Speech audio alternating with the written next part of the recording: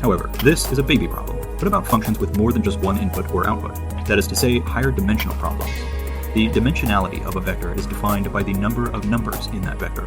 For a higher dimensional problem, let's try to learn an image. The input vector is the row-column coordinates of a pixel, and the output vector is the value of the pixel itself. In math speak, we would say that this function maps from R2 to R1. Our dataset is all of the pixels in an image. Let's use this unhappy man as an example. A pixel value of 0 is black and 1 is white, although I'm going to use different color schemes because it's pretty. As we train, we take snapshots of the learned function as the. You are currently watching a neural network learn.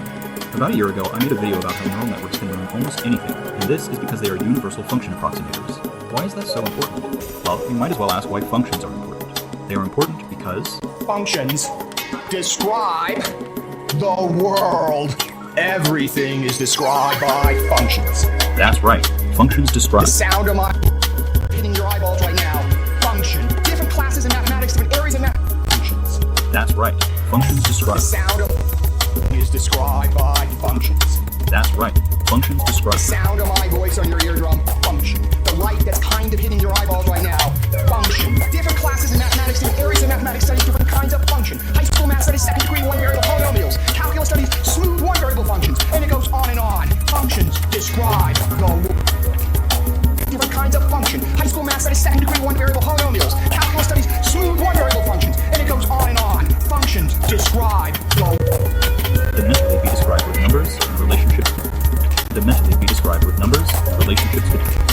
The mentally be described with numbers and relationships between numbers. We call those relationships functions, and with functions we can understand, model, and predict the world around us. The goal of artificial intelligence is to write programs that can also understand, model, and predict the world, or rather have them write themselves, so they must be able to build their own functions. That is the point of function approximation, and that is what neural networks do. They are function-building machines. In this video, I want to expand on the ideas of my previous video by watching actual neural networks learn strange shapes in strange spaces. Here we will encounter some very difficult challenges, discover the limitations of neural networks, and explore other methods from machine learning and mathematics to approach this open problem. Now, I am a programmer, not a mathematician, and to be honest, I kind of hate math. I've always found it difficult and intimidating, but that's a bad attitude because math is unavoidably useful and occasionally beautiful. I'll do my best to keep things simple and accurate for an audience like me, but know that I'm going to have to brush over a lot of things and I'm going to be pretty informal. I recommend you watch my previous video, but to summarize, functions are input-output machines. They take an input set of numbers and output a corresponding set of numbers, and the function defines the relationship between those numbers. The particular problem that neural networks solve is when we don't know the definition of the function that we're trying to approximate. Instead, we have a sample of data points from that function, inputs and outputs. This is our dataset. We must approximate a function that fits these data points and allows us to accurately predict outputs given inputs that are not in the dataset. This process is also called curve fitting, and you can see why. This is not some handcrafted animation. It is an actual neural network attempting to fit the curve to the data, and it does so by sort of bending the line into shape. This process is generalizable, such that it can fit the curve to any dataset and thus construct any function. This makes it a universal function. You are currently watching a neural network learn. About a year ago, I made a video. You are currently watching a neural network learn. About a year ago, I made a video about how neural networks can learn almost anything, and this is because they are universal function approximators. Why is that? Describe the world. Everything is described by functions. That's right.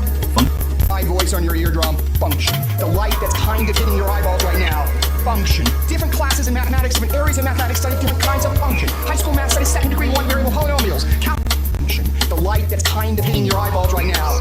Function. Different classes in mathematics, different areas in mathematics study different kinds of function. High school math studies second degree one variable polynomials. Calculus studies smooth one variable functions. And it goes on and on. Functions describe the world.